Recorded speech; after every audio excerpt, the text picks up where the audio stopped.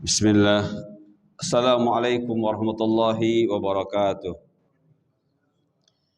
Innal hamdalillah nahmaduhu wa nasta'inuhu wa nastaghfiruh wa na'udzu billahi min sururi anfusina wa min sayyiati a'malina. May yahdihillahu fala mudilla lahu wa may yudlil fala hadiyalah. Asyhadu an la ilaha illallah wahdahu la syarika lah wa asyhadu anna Muhammadan abduhu wa rasuluh. Ya ayyuhalladzina amanu taqullaha haqqa tuqatih wa la tamutunna illa wa antum muslimun. Ya ayyuhan nasu taqu rabbakumul ladzi khalaqakum min nafsin wahidah wa khalaqa minha zawjaha wa batha minhuma rijalan katsiran wa nisaa'a wattaqullaha alladzi tasaaluna bihi wal arham innallaha kana 'alaikum raqiba. Ya ayyuhalladzina amanu taqullaha wa qulu qawlan sadida yuslih lakum a'malakum wa yaghfir lakum dhunubakum wa may yuti'illaha wa rasulahu faqad faza fawzan 'azima. Amma ba'du fa inna asqal hadis kitabullah wa khairal hadi hadi Muhammad sallallahu alaihi wasallam wa syarral umuri muhdatsatuha wa kullu muhdatsatin bid'ah wa kullu bid'atin dhalalah wa kullu dhalalatin finnar. Saudaraku yang senantiasa dalam rahmat Allah, alhamdulillah pada pagi hari ini di antara rahmat Allah yang sampai kepada diri kita adalah kita dihantarkan kembali ke majlis ilmu. Mudah-mudahan yang terus menjadi harapan kita, ilmu yang kita tuntut ini, ilmu yang kita pahami ini adalah ilmu yang bermanfaat, yang menjadikan kita memahami hakikat hidup, yang menyelamatkan kita dari fitnah-fitnah dunia dan mengantarkan kita ke dalam surganya Allah. Baik, saudaraku yang Allah muliakan, kita akan membahas poin keempat dari hadis kelima, yaitu man amila amalan laisa alaihi amruna fahuwa raddun, dari kitab Al-Arba'in An-Nawawiyah, adalah ancaman bagi pelaku bid'ah. Baik teman-teman, yang disebut ancaman adalah belum terjadi, ya. Ketika kita mendengar ancaman, sesuatu yang diancamkan itu belum terjadi. Jadi tergantung kepada yang diancamnya. Kalau dia tidak mau mendengar, ya, apa yang dilarang untuk dilakukan sehingga tidak terkena ancaman, insya Allah dia selamat. Tapi kalau dia tidak mengindahkan apa yang diancamkan, ya dia terancam. Ya. Nah, ini adalah ancaman bagi pelaku bid'ah. Kemarin kita sudah membahas apa itu bid'ah, ya. Dan sekarang kita akan melihat seperti apa ancaman bagi pelaku bid'ah. Baik teman-teman yang Allah muliakan, kita mulai bahasan ini dari surah An-Nur ayat 63. Ayat ini berada di ujung, ya. Jadi potongan dari ayat surah An-Nur. Saya bacakan potongan ayatnya. A'udzubillahi minasyaitonir rajim. Falyahdharil ladzina yukhalifuna an amrih aw tusibahum fitnah aw yusibahum adzabun alim. Hendaklah orang-orang yang menyalahi perintah Rasul takut akan mendapat cobaan atau ditimpa azab yang pedih. Ya, jadi di sini di antara kalimat yang harus kita pahami yang berisi ancaman adalah diawali dengan falyahdhar. Kata hadar ini adalah kata yang punya makna takut, Ya, takutlah. Ya, takutlah. Di sini ada takut. Nah, jadi kalau diterjemahkan takutlah siapa? Orang-orang yang yukhalifuna, menyelisihi, ya. Alias tidak mengikuti apa yang Rasul perintahkan atau yang Allah perintahkan melalui Rasulnya. Jadi falyahdhar di sini fi'il mudhari dengan diawali oleh lamul amri, lam yang menunjukkan perintah.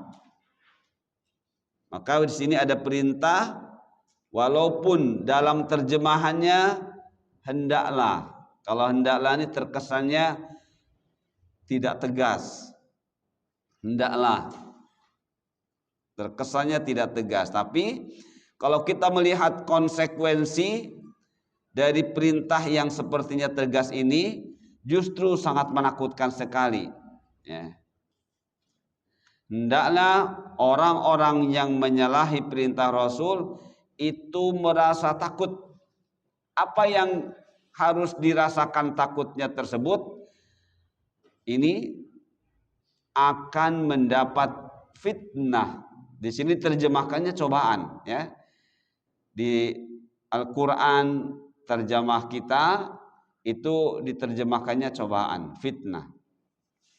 Tapi kalau kita melihat tafsirnya dari berbagai macam kitab tafsir, yaitu sungguh menakutkan sekali.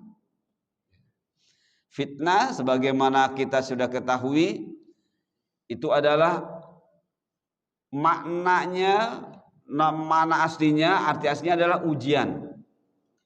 Ujian bisa ujian yang menyenangkan hati yang disebut dengan ikhtibar.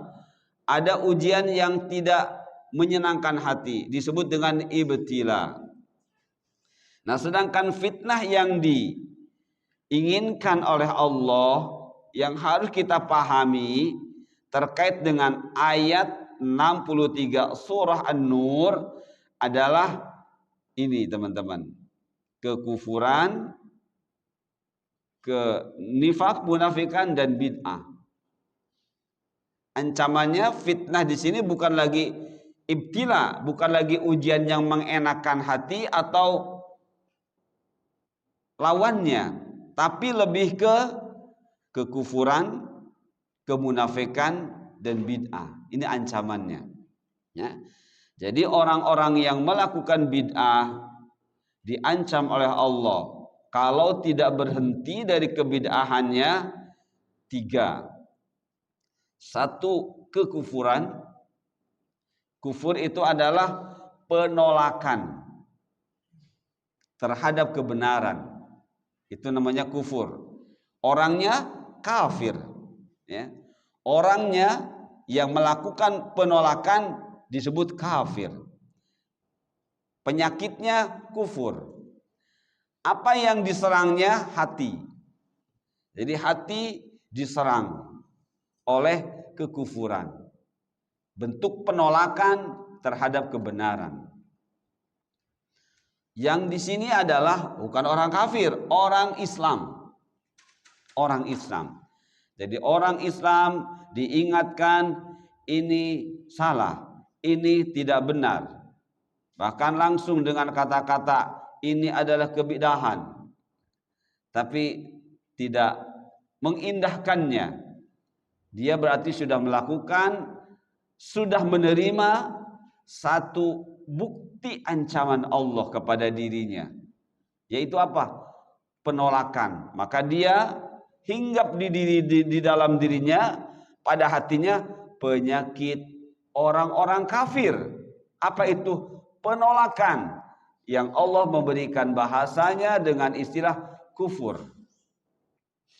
Nah, karena kufur ini lahir, muncul dari orang yang muslim, akhirnya tumbuhlah di dalam hati orang muslim tersebut penyakit berikutnya. Apa itu? Nifaq. Jadi kekufuran yang dilakukan oleh orang yang muslim itu disebut dengan nifak. Orangnya munafik. Jadi dua penyakit ini adalah penyakit hati. Nifak dan kufur itu penyakit hati. Ya, sebelum orang ini memiliki penyakit nifak, maka dia lakukan dulu, dia miliki dulu penyakit kufur. Nah, setelah dua penyakit ini memapar hati dan semakin kuat dan kuat dan kuat, maka akan lahirlah penyakit lahiriah muncul dari dirinya yang berpenyakit nifak tersebut ke permukaan. Amal-amal yang bertentangan dengan Rasulullah sallallahu alaihi wasallam. Yukhalifu an amri. Ya, jadi amal-amal yang bertentangan dengan amal yang dibawa oleh Rasul sallallahu alaihi wasallam. Itulah namanya bid'ah. Ya, jadi bid'ah ini tidaklah muncul ke permukaan diri seseorang, tidaklah lahir dari diri seseorang kecuali sudah terpapar penyakit nifak yang diawali dengan penyakit kufur. Begitu teman-teman. Maka berhati-hatilah kita ya dalam beramal ini. Jangan asal kerjakan, jangan asal ikuti. Jangan mentang-mentang di sana ada orang-orang yang kita kagumi, kita gandungi dari sisi keilmuannya dan lain sebagainya. Ya. Lantas kita ikut-ikut saja. Tidak seperti itu. Di dalam beragama tidak seperti itu. Ya. Di dalam beragama ini perlu kemandirian, perlu kecerdasan, perlu memiliki sikap kritis yang kuat. Tanpa dimiliki oleh sifat-sifat tadi, ya, kita akan kemungkinan besar terpapar penyakit kekufuran, akhirnya nifak, akhirnya kita jadi orang munafik, akhirnya kita melakukan amal-amalan yang di luar Rasul yang dicontohkan. Itulah bid'ah. Itu teman-teman ya. Jadi ini ancaman Allah kepada orang-orang yang tidak mengikuti Rasulullah, yukhalifuna an amrih, menyelisihi contoh Rasul, menyelisihi peringatan Rasul, menyelisihi larangan Rasul dan lain sebagainya. Baik. Jadi sekali lagi ini adalah penyakit, ini adalah ancaman dari Allah di dunia. Ya, di dunia. Jadi kalau tidak mengindahkan larangan, dia akan melakukan kebid'ahan. Seperti itu. Makanya di sini falyakhsar wal yakhsha, rasa takut yang kuat sekali. Ya. Falyahzar, rasa takut yang kuat sekali. Artinya benar-benarlah kalian takut. Jangan sampai kalian menyelisih Rasulku. Kalau kalian tetap ngotot dengan amal-amal yang ternyata menyelisih Rasulku, berarti kalian akan termasuk orang yang menerima ancaman dariku, kata Allah. Apa ancamannya? Di dunia akan menjadi pelaku bid'ah. Ya, wa'iyadzubillah. Nah, otomatis di samping itu adalah penyakit, itu pun sekaligus azab Allah selama di dunia. Jadi perbuatan bid'ah itu azab Allah teman-teman. Selama di dunia. Bagaimana nanti di akhiratnya? Allah katakan azabun alim. Azab yang sangat menyakitkan bagi pelaku bid'ah. Nanti insya Allah mudah-mudahan waktunya cukup. Kita diberitahu berdasarkan ayat dan hadis dan juga qaul-qaul ulama bentuk-bentuk ancaman yang Allah yang lahir dari akibat kebid'ahan ini. Ya. Baik teman-teman, lihat berikutnya. Jadi bedakanlah setelah kita tahu bid'ah, setelah tahu ibadah, bedakan seperti ini. Walau masing-masing punya definisi, bid'ah seperti ini, ibadah seperti ini. Tapi untuk membedakannya, mengapa mereka para pelaku bid'ah itu ngotot, ya, ngotot diperjuangkannya kebid'ahan tersebut? Mengapa? Nah, ini kalau ibadah membuktikan ketundukan kepada Allah dengan perbuatan yang dicontohkan oleh Rasulullah SAW, itu ibadah. Ya, walaupun definisinya yang ulama merumuskannya adalah ismun jami'un likulli ma yuhibbuhu Allah Ta'ala wa yardah minal aqwal wal af'al al-zahirah wal batinah. Ibadah adalah kata yang mencakup semua perkataan, perbuatan, lahir batin yang dicintai oleh Allah dan diridhai oleh Allah. Intinya ibadah tuh ini harus dibuktikan dengan apa? Ketundukan kepada Allah. Bagaimana cara membuktikannya? Melakukan perbuatan yang dicontohkan oleh Rasul sallallahu alaihi wasallam. Itu maka disebut ibadah. Tapi kalau pembuktian ketundukan tersebut tidak atas dasar contoh Rasul, itulah bid'ah. Ya. Jadi kalau bid'ah membuktikan ketundukan, jadi sama-sama membuktikan ketundukan. Sama-sama membuktikan ketundukan. Hanya bedanya kalau ibadah itu mencontoh Rasul, kalau bid'ah tidak, ya, tidak mencontoh Rasul. Perbuatannya tidak dicontohkan Rasulullah. Itu bedanya. Ya, jadi sama-sama pembuktiannya apa? Ingin lebih dekat kepada Allah. Ya, ingin disebut hamba oleh Allah. Hanya bedanya ibadah itu mengikuti Rasul, bid'ah itu tidak.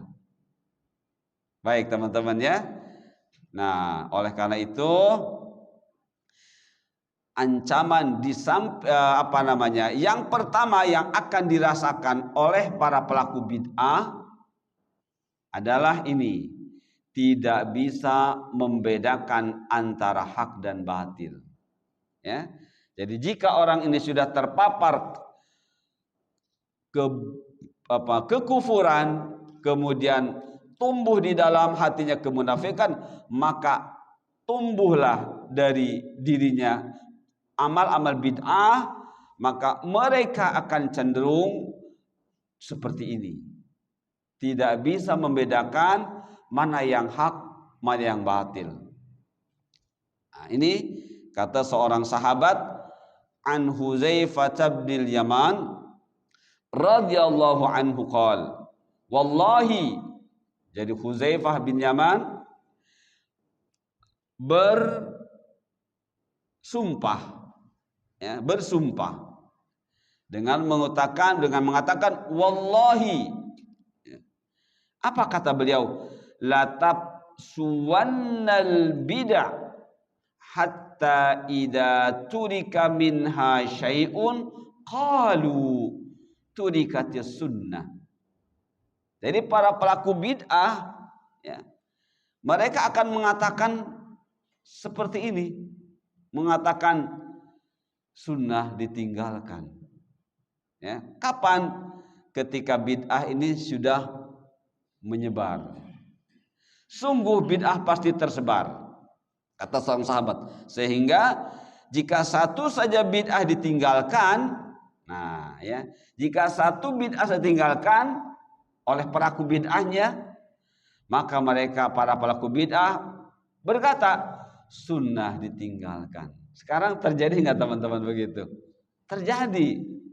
Ya, mereka yang berpegang teguh pada bid'ah ketika diketahui, oh sudah lagi mereka tidak mengerjakan yang biasa dikerjakan oleh diri mereka, mereka mengatakan, wah sunnah ditinggalkan.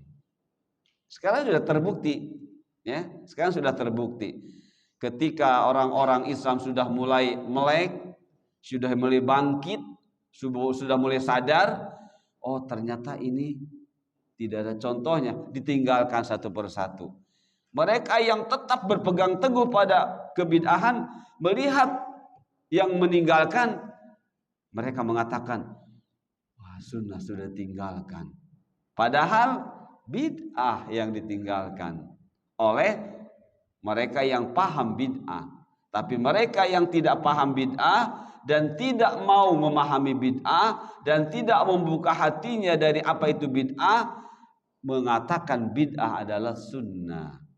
Terbalik. Ya, jadi sekali lagi, orang bid'ah, orang pelaku bid'ah, baik pelopornya ataupun pengikutnya, ketika mereka tidak mau membuka hati, mereka tidak bisa membedakan mana yang hak, mana yang batil. Wa'iyadzubillah. Nah, padahal teman-teman, lihat ayat ini. Ayat Al-Anfal ayat 29. Ya ayyuhalladzina amanu in tattaqullaha yaj'al lakum furqana wa yukaffir ankum sayyi'atikum wa yaghfir lakum wallahu dzul fadlil azim. Wahai orang-orang yang beriman, in tattaqullah, ya, jika kamu bertakwa kepada Allah, yaj'al lakum, jangan ragu kata Allah, niscaya, pasti, jangan ragu, ya, jangan ragu, pasti apa? Allah akan memberikan kepada orang yang bertakwa ini furqana. Furqan apa itu? Kemampuan membedakan mana yang hak, mana yang batil. Mana sunnah, mana bid'ah. Ya. Mana yang ada perintahnya, mana yang dilarang. Ya. Mana yang baik, mana yang buruk. Mana yang cahaya, mana yang tidak sesungguhnya cahaya. Karena Rasul pernah mengatakan, ya, nanti Rasul, aku ini seperti seorang laki-laki yang menyalakan api. Ketika api ini sudah menyala, maka berdatanganlah serangga-serangga. Akhirnya aku usir serangga-serangga itu. Kenapa? Supaya tidak jatuh kepada api. Tapi bagaimana serangga? Tidak peduli. Karena seakan membutuhkan kehangatan, serangga-serangga tidak peduli dengan usiran yang menyalakan api tersebut. Akhirnya pada berjatuhanlah ke api tersebut. Ini perumpamaan umat Rasulullah yang tidak mau mengikuti Rasul. Ya, jadi Rasulullah diibaratkan seorang laki-laki yang memberi cahaya. Seperti itu. Tapi mereka tidak paham mana cahaya yang benar, mana cahaya yang tidak benar. Nah, di akhir zaman ini akan ada banyak cahaya. Tapi bagi mereka yang tidak paham cahaya yang sesungguhnya yang dibawa Rasul, ya, mereka akan seperti serangga ini. Padahal Rasulullah, kata Rasulullah, aku tarik mereka dari bagian pinggangnya, ya. Aku tarik dari bagian pinggangnya supaya kuat, supaya tidak terjatuh kepada api tersebut. Tapi mereka malah bagaimana? Mengibaskan tangannya untuk melepaskan tanganku. Itulah ahli bid'ah. Ya, sudah tahu salah tetap ngotot. Bahkan Rasul sendiri yang menyelamatkan tidak mau. Tidak mau. Ya, dilepaskannya berusaha tangan Rasulullah dari dia. Rasul memegang tangan Rasul memegang bagian pinggangnya dengan kuat supaya, wahai umatku, jangan, itu cahaya bohong. Itu cahaya bohong.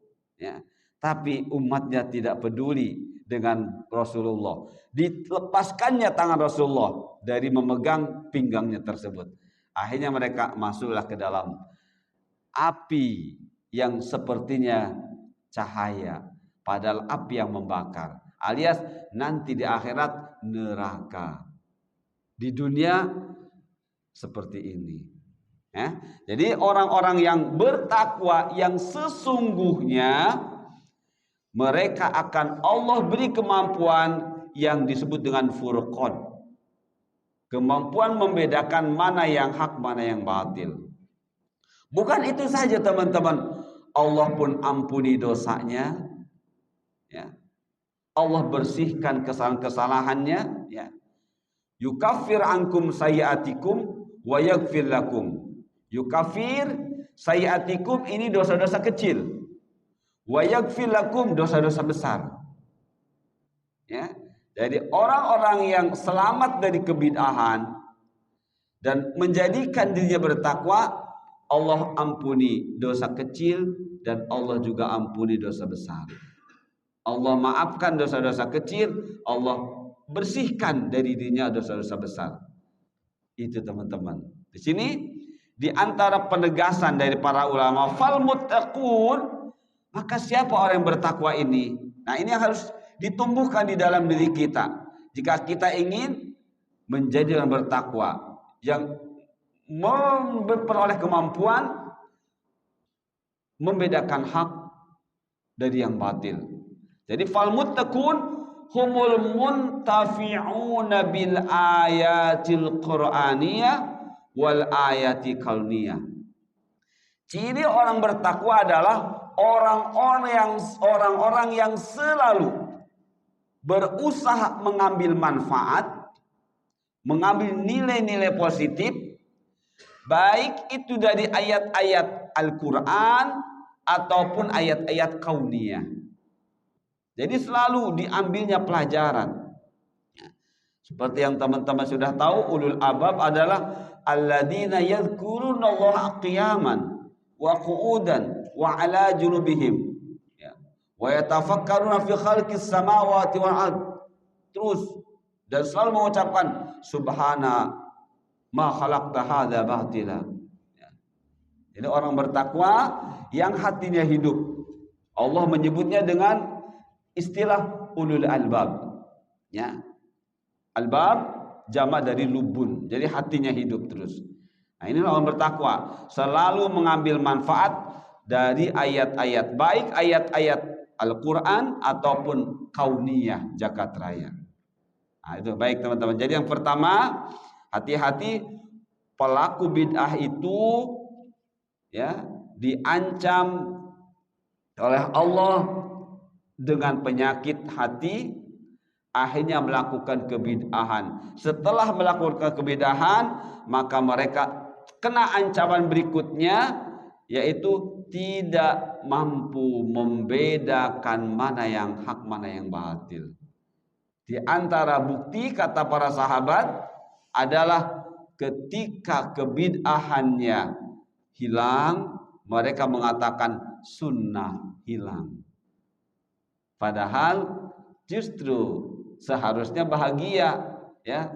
Bid'ahnya sudah hilang, malah sunnah hilang katanya. Harusnya alhamdulillah jadi kenal sunnah. Ini tidak, malah terbalik, ya. Wa'iyadzubillah. Yang kedua teman-teman, para pelaku bid'ah ini di antara bentuk ancamannya adalah mendapat laknat dari Allah, laknat dari malaikat, dan laknat dari seluruh manusia. Bahkan kalau dikembalikan kepada hadis tentang fadilah orang-orang yang mencari ilmu untuk beramal yang benar, itu didoakan oleh seluruh makhluk hatta hitan fil bahar. Didoakan oleh seluruh makhluk Allah sampai ikan-ikan yang ada di dalam lautan ikut mendoakan. Nah, berarti kata yang memahami doa tersebut, yang melaknat pun bukan hanya sebatas sampai manusia, bukan. Bahkan bisa jadi hewan-hewan pun, al-bahaim, ikut melaknatnya. Ya, nanti kita akan tahu apa itu laknat. Seperti apa gambarannya laknat itu. Yang pertama hadis dari Imam Muslim. Haddatsana Hamid bin Umar, haddatsana Abdul Wahid, haddatsana Asim. Qala qultu li Anas bin Malik, aharrama Rasulullah sallallahu alaihi wasallam al-Madinah? Qala na'am. Ma baina kadza ila kadza. Faman ahdasa fiha hadatsan qala thumma qala li hadhihi syadidah man ahdatsa fiha hadatsan fa alaihi la'natullah wal malaikah wan nas ajma'in la yaqbalullahu minhu yaumal qiyamah sarfan wala adlan. Qala faqala Ibnu Anas au awa muhditsan. Terjemahnya, dan telah menceritakannya kepada kami Hamid bin Umar, telah menceritakan kepada kami Abdul Wahid, telah menceritakan kepada kami Asim. Dia berkata, aku bertanya kepada Anas bin Malik, apakah Rasulullah sallallahu alaihi wasallam juga telah menjadikan Madinah sebagai tanah haram? Ya, makanya raja yang di Arab disebut dengan Khadimul Haramain, ya, pelayan dua tanah haram, Makkah Madinah. Ya. Jadi tanah haram adalah tanah yang dimuliakan, yang disucikan. Ia menjawab, ya, yaitu dalam batas ini sampai ke sana. Artinya Rasulullah melarang, mewanti-wanti agar di dua tanah haram ini tidak boleh ada yang melakukan kebid'ahan. Khususnya, umumnya ya semuanya, ya. Tapi ini khususnya. Kenapa? Nah, siapa yang berbuat dosa di dalamnya alias kebid'ahan, Anas berbicara dengan sungguh-sungguh, maka dia akan mendapat laknat Allah, malaikat dan manusia seluruhnya. Allah tidak akan menerima taubat dan pembayaran dendanya. Kata Ibnu Anas dengan tambahan redaksi, atau melestarikan dosa dan maksiat. Jadi artinya yang melakukan, membuat bid'ah, kemudian pelaku bid'ah, kemudian pendukung. Si pendukung nggak melakukan tapi mendukung. Nah, maka 3 macam kelompok manusia ini disebut dengan ahlul bid'ah. Ya, walaupun berbeda pendapat, yang melakukan ahlul bid'ah, siapa ahlul bid'ah tersebut? Ulama berbeda pendapat. Ada yang mengatakan ahlul bid'ah ya si pembuat bid'ah. Nah, tapi ulama lain, pokoknya semua yang berkait dengan bid'ah, pembuatnya, pelakunya atau pendukungnya, semua disebut ahlu bid'ah. Dan semuanya adalah orang-orang yang dilaknat oleh Allah, oleh malaikat, dan oleh manusia. Bahkan ada yang menerangkan lagi, bahaim, semua hewan-hewan juga ikut melaknat. Nah, itu teman-teman. Sekali lagi, yang dimaksud ahlu bid'ah, ulama berbeda pendapat. Ada yang mengatakan ahlu bid'ah adalah yang membuat, ya, itu ahlu bid'ah. Tapi ternyata tidak juga. Semua yang terlibat dalam kebid'ahan, baik pembuatnya, kemudian pelakunya, dan pendukung. Pendukung nggak melakukan, tapi yang mendukung saja, itu masuk ke dalam kategori ahlu bid'ah. Mengapa? Karena 3 kelompok manusia ini dilaknat oleh Allah, dilaknat oleh malaikat, dilaknat oleh manusia. Nah, apa itu laknat? Nah, coba lihat nanti di belakang ini, ya. Innal ladzina yaktumuna ma anzalna minal bayyinati wal huda min ba'di ma bayyanahu lin-nasi fil kitab ulaika yal'anuhumullah wa yal'anuhumul la'inun. Sungguh orang-orang yang menyembunyikan apa yang telah kami turunkan, ya, berupa keterangan-keterangan dan petunjuk-petunjuk setelah kami jelaskan kepada manusia dalam kitab yang Al-Quran, mereka itulah yang dilaknat oleh Allah, dilaknat oleh mereka yang melaknat, ya. Jadi oleh mereka melaknat malaikat dan seluruh manusia. Nah, di sini orang-orang yang melakukan kebid'ahan itu menyembunyikan kebenaran, ya. Menyembunyikan kebenaran yang dari Rasul disembunyikan, tidak dilakukan. Mereka membuatnya sendiri.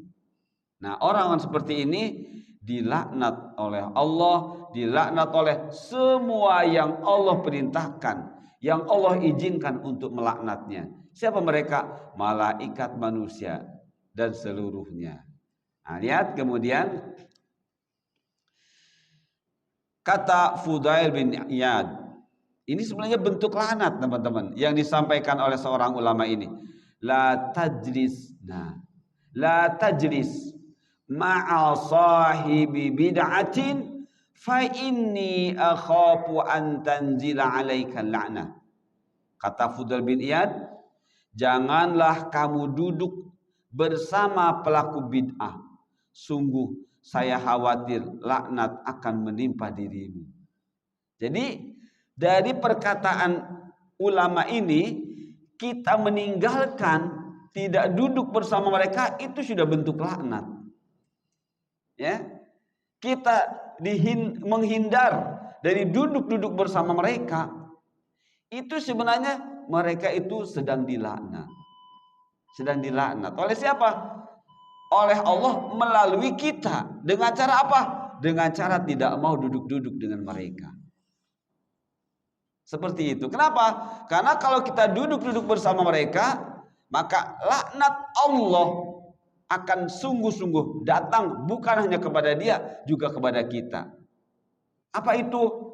Kita akan terpapar. Hati kita akan terpapar, ya. Karena berdampingan dengan ahlu bid'ah ini akan membuat hati kita sakit ketika ngobrol masalah ibadah, ketika diskusi masalah ibadah, itu tidak akan nyaman, tidak akan nyaman. Nah, kalau kita terus memaksakan, lama-lama kita juga akan bisa jadi seperti mereka. Makanya Fudail bin Iyad mengingatkan, la tajlis. La tajlis, jangan duduk. Ada lagi la tujalis. Kalau tujalis sampai bergaul, sampai ini la tajlis. Saking takutnya, ya. La tajlis dengan la tujalis beda. La tajlis benar-benar jangan. Kalau la tujalis jangan bergaul. Kalau ini jangan duduk saja. Ya, duduk bareng saja jangan, kata beliau. Apalagi sampai tujalis, sampai ngobrol, diskusi, bermesra-mesraan. Iya nggak apa-apa, sampai udah nggak apa-apa, yang penting masing-masing saja. Itu berarti tujalis, ya. Kalau kita ngobrol tentang kebid'ahan, terus kita mengatakan, ya kita masing-masing saja, mudah-mudahan saja Allah menerima. Itu namanya tujalis. Kalau inilah tajlis, sudah duduk saat saja sedikit, sudah jangan. Kata siapa? Kata seorang ulama yang bernama Al-Fudail bin Iyad. Nah, kemudian teman-teman, lihat berikutnya. Laisa syai'un athqalu ala ahli ilhad wala abghadu ilaihim min sima'il hadith. Ahli ilhad, ya, dari Abu Nasr Al-Faqih berkata, tidak ada yang paling dirasa berat, afqal, berat, ya, dan abghad, paling dibenci oleh siapa? Oleh ahlul ilhad, sebutan untuk ahlul bid'ah. Jadi ahlul bid'ah sebutannya ahlul ilhad. Ilhad itu artinya apa? Menyeleweng, ya, keluar dari jalan yang sebenarnya. Juga disebut asogir, orang-orang kecil. Jadi penyebutan ahlul bid'ah ada ahlul ilhad, ada asogir. Apa? Mendengar hadis. Jadi ahlu bid'ah itu sangat berat dan sangat benci, sangat takut dari mendengar hadis. Yang dimaksud hadis-hadis sahih, hadis-hadis hasan, itu mereka sangat takut. Ini pengalaman para ulama dulu. Ya, jadi ini sudah terjadi di masa lalu pun. Bagaimana sekarang? Dan kita bisa melihat memang begitu kenyataannya. Jadi kalau kita ini takut mendengar hadis, ya, hadis sahih, hadis hasan, kita takut kebid'ahannya luntur, berarti kita ahlu bid'ah. Ya. Takut amal-amal kita ini jadi berubah menjadi seperti yang dalam hadis sahih, menjadi seperti hadis hasan, berarti kita ahlu bid'ah. Waliyadzubillah.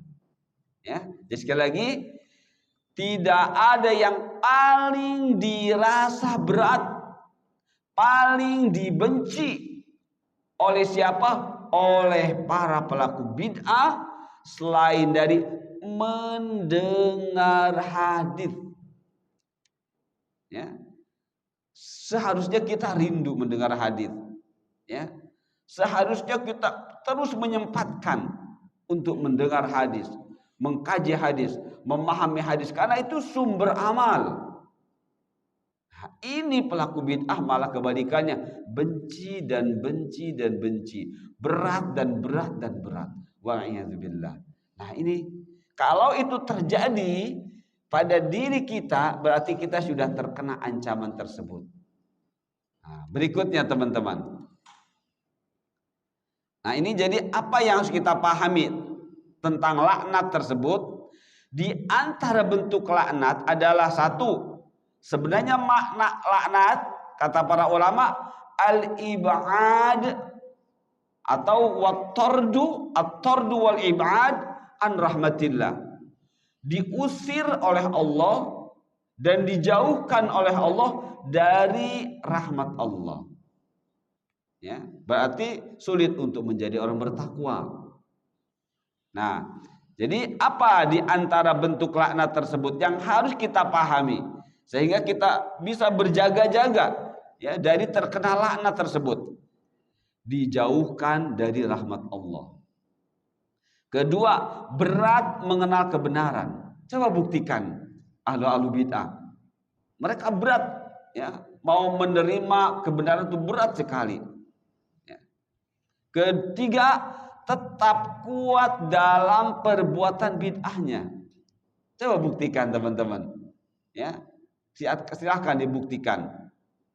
Ketika mereka sudah terkena kebid'ahan, itu kalau mereka tidak taubat, tidak sadar, tidak bangkit dan tidak memelekkan mata hatinya, itu justru mereka tetap kuat dalam melakukan perbuatan bid'ahnya. Berarti mereka sudah bukan diancam lagi, sudah kena penyakit, ya, sudah kena ancaman dari Allah. Kemudian mati dalam keadaan belum taubat dari kebid'ahan. Jadi kalau orang-orang pelaku bid'ah meninggal dan mereka belum taubat, itulah laknat dari Allah. Itulah laknat dari Allah. Ya, sekali lagi, orang yang kita tahu mereka melakukan kebid'ahan, walaupun katanya ustadznya, walaupun katanya ulamanya, kalau kita tahu meninggalnya dalam keadaan praktek-praktek bid'ah, itulah laknat dari Allah. Itulah laknat dari Allah. Ya. Nah, kemudian 5, lisannya yang penuh cacian, makian, dan penuh dengan kata-kata buruk. Itu laknat. Jadi kalau kita melihat seorang tokoh agama, lisannya lihat mencaci, memaki, ya, menyalah-nyalahkan begini begitu, yang sebenarnya sedang membela kebid'ahannya, itu laknat, teman-teman. Itulah bentuk laknat. Waliyadzubillah. Takutlah teman-teman ya. takutlah kita kepada Allah dari terkena ancaman ini. Nah, jadi saya baca sekali lagi, di antara bentuk laknat adalah satu, dijauhkan dari rahmat Allah. Dua, berat untuk mengenal kebenaran. Tiga, tetap kuat dalam perbuatan bid'ahnya. Empat, mati dalam keadaan belum taubat dari kebid'ahan. Lima, lisannya yang penuh cacian, penuh makian, dan penuh dengan kata-kata buruk lainnya. Dan lain-lain. Ya, mudah-mudahan lima ini sudah punya gambaran, sudah tergambar terjadi di masyarakat. Ya, dan mudah-mudahan kita dijaga oleh Allah. Berikutnya teman-teman, amal-amalnya tertolak. Jadi pelaku bid'ah sehebat apapun praktek ibadahnya, tetap kalau itu kebid'ahan ditolak. Ya. Padahal tadi pelaku bid'ah tujuannya tadi untuk membuktikan dirinya itu adalah hamba Allah. Ingin diakui oleh Allah, dekat dengan Allah. Tapi ada kesalahan di sana. Apa? Tidak mencontoh Rasul. Ya, tidak mencontoh Rasul. Nah, makanya sehebat apapun praktek ibadah mereka, ya, tetap Allah menolaknya. Ini diantara hadis yang menjelaskan kepada kita bahwa amal-amal ahlu bidah ditolak. Ya, ini hadis yang kita bahas. Nomor 5 dari kitab Al-Ba'in Nawawiyah. An Aisyah qalat, qala Rasulullah sallallahu alaihi wasallam, man ahdatsa. Ahdatsa itu membuat sesuatu yang baru, itu ahdatsa, ya. Fi amrina, dalam agama kami, ya. Atau ya dalam agama kami, atau dalam urusan ibadah dalam agama. Hadza, yaitu ini, ma laysa minhu, yang tidak ada dari agama itu perintahnya, ya. Bahwa raddun maknanya mardud. Raddun di sini maknanya mardud. Maka amal tersebut ditolak, ya. Yang dimaksud ditolak ini bukan sekedar ditolak begitu, ya, hati berdosa, ya, berdosa. Nah, kemudian coba lihat penjelasannya. Qul hal nunabbi'ukum bil akhsarina a'mala alladzina dhalla sa'yuhum fil hayatid dunya wa hum yahsabuna annahum yuhsinuna sun'a. Ulaika alladzina kafaru bi ayati rabbihim wa liqa'ih fahabitat a'maluhum fala nuqimu lahum yaumal qiyamati wazna. Lihat terjemahannya teman-teman. Katakanlah, apakah akan kami beritahukan kepada kamu tentang orang-orang yang paling merugi perbuatannya, ya, akhsarina a'mala, orang-orang yang paling merugi perbuatannya di dunia terlebih nanti di akhirat. Siapakah mereka? Allah sebutkan alladzina dhalla sa'yuhum, yaitu orang-orang yang telah sia-sia perbuatannya. Dolla artinya tersesat, artinya salah jalan, ya. Yaitu di sini terjemahkannya sia-sia perbuatannya. Sa'yu itu perbuatan yang serius. Ya, jadi kata sa'yun ini adalah perbuatan yang serius dikerjakannya. Ya, bukan asal-asalan. Nah, di sini alladzina dhalla sa'yum, mereka yang sia-sia perbuatannya dalam kehidupan dunia. Ya, ahlu bidah kan serius. Ingin menunjukkan mereka itu dekat kepada Allah. Ingin menunjukkan mereka adalah hamba-hamba Allah. Tapi sayang tadi dolla, ya, dolla salah, ya. Sia-sia perbuatannya dalam kehidupan dunia. Sedangkan atau sementara wahum yahsabuna annahum yuhsinuna, sementara mereka ngotot Ngotot mereka apa? Bahwa yang mereka kerjakan itu adalah benar, ya. Sedangkan mereka menyangka bahwa mereka berbuat sebaik-baiknya. Wahum yahsabun, mereka mengira, mereka menganggap, mereka berkeyakinan annahum yuhsinun sunah, bahwa yang mereka lakukan dan sedang mereka lakukan dan telah mereka lakukan itu benar, kebaikan. Seperti itulah ahlu bidah, ya. Jadi ngotot terus, ini benar, ini benar, ini benar, ini benar. Gitu, ya. Apa kata Allah? Ulaikal ladzina kafaru. Tadi di dalam awal bahasan kita. Justru mereka itu adalah orang-orang yang kafaru. Ayat yang menolak ayat-ayat Rabb mereka. Ayat-ayat Allah. Dan mereka tidak menyadari, mereka pun sebenarnya menolak akan terjadinya pertemuan dengan Allah. Jadi orang-orang bid'ah itu walaupun mereka mengatakan saya rindu dengan Allah, saya ingin masuk surga, tapi dengan perbuatannya itu bid'ah, justru kata Allah sebenarnya mereka nggak percaya kalau mereka tuh akan bertemu Allah. Seperti itu, ya. Walaupun yang dilakukannya itu adalah amal-amal yang menurut mereka nanti bertemu Allah, justru kata Allah mereka tuh nggak percaya kalau mereka tuh akan bertemu Allah.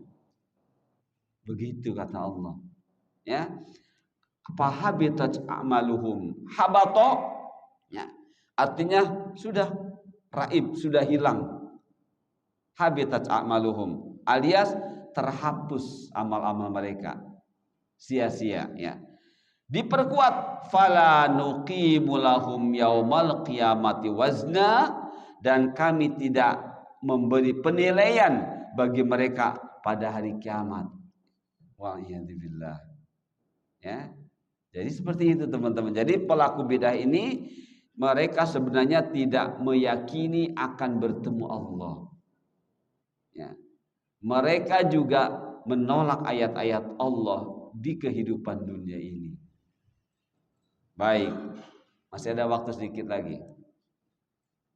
Di akhirat akan dihitamkan wajahnya, ya. Di akhirat para pelaku bid'ah akan dihitamkan wajahnya oleh Allah. Yauma tabyaddu wujuhum wa taswaddu wujuh. فَأَمَّا الَّذِينَ اسْوَدَّتْ وُجُوهُهُمْ أَكَفَرْتُمْ بَعْدَ إِيمَانِكُمْ فَذُوقُوا الْعَذَابَ بِمَا كُنْتُمْ تَكْفُرُونَ. Pada hari ada wajah yang putih berseri-seri, tabyadut wujuh, tabyadut, wajah berseri-seri, ya, diputihkan oleh Allah. Wa taswaddu wujuh, ya, ada pula wajah yang hitam, muram. Fa ammal ladzina aswaddat wujuhum, maka adapun orang-orang yang berwajah hitam, muram, dikatakan kepada mereka, mengapa kamu kafir setelah beriman? Ya, mengapa kamu kafir? Jadi Allah akan katakan nanti di akhirat, kamu kafir. Di dunia seakan-akan hanya penyakit saja, penyakit orang-orang kafir, ya, yaitu kekufuran. Tumbuh dalam hati, jadilah nifak, munafik. Jadi sebutan munafik itu sebutan untuk orang Islam yang menolak ayat-ayat Allah. Jadi ketika di dunia mereka tidak merasa kafir, mereka juga tidak mau disebut munafik. Tapi nanti di akhirat dengan tegas Allah katakan, akafartum, kenapa kamu kafir? Ya, di akhirat mereka akan tidak bisa berkutik. Akafartum ba'da imanikum, kalian ngaku iman tapi kalian menolak ayat-ayatku, kalian kafir. Makanya di dalam ayat lain, orang-orang kafir asli dengan orang-orang Islam yang menolak kebenaran disebut munafik, Allah akan persamakan, Allah akan bersamakan mereka. Ya. Innallaha jami'ul munafiqina wal kafirina jami'a. Allah kelak akan menyatu padukan orang-orang munafik dengan orang-orang kafir di neraka secara bersama-sama. Ya, jadi nanti di akhirat baru mereka melongo. Kata Allah, akafartum ba'da imanikum. Kalian kafir. Kalian kafir. Jadi ahlu bid'ah selama di dunia tidak merasa. Ya. Tidak merasa kalau mereka itu adalah orang-orang kafir. Kenapa? Karena mereka beribadah versi mereka, hanya versi mereka. Ya. Kata Allah, fadukul azab bima kuntum takfurun. Sekarang tibalah waktunya, rasakan tuh azab disebabkan kekafiranmu. Jadi bukan lagi disebut, bukan rasakan azab karena kebid'ahanmu, bukan kekafiranmu. Nah, kalau melihat ayat ini berarti pelaku bid'ah itu ya seperti ini, ya, kafir. Kalau menurut ayat ini, makanya tetap selama belum mati, belum meninggal, Allah hanya menjadikan itu sebagai ancaman. Kalau dia taubat, Allah Tawwabur Rahim. Allah Maha Penerima taubat. Waktunya tidak cukup, teman-teman.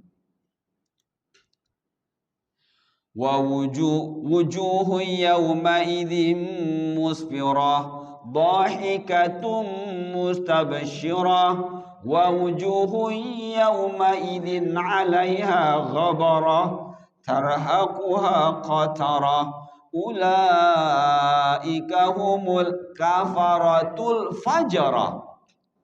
Ya. Pada hari ada wajah-wajah yang berseri-seri, ahlus sunnah wal jamaah, tertawa dan gembira ria.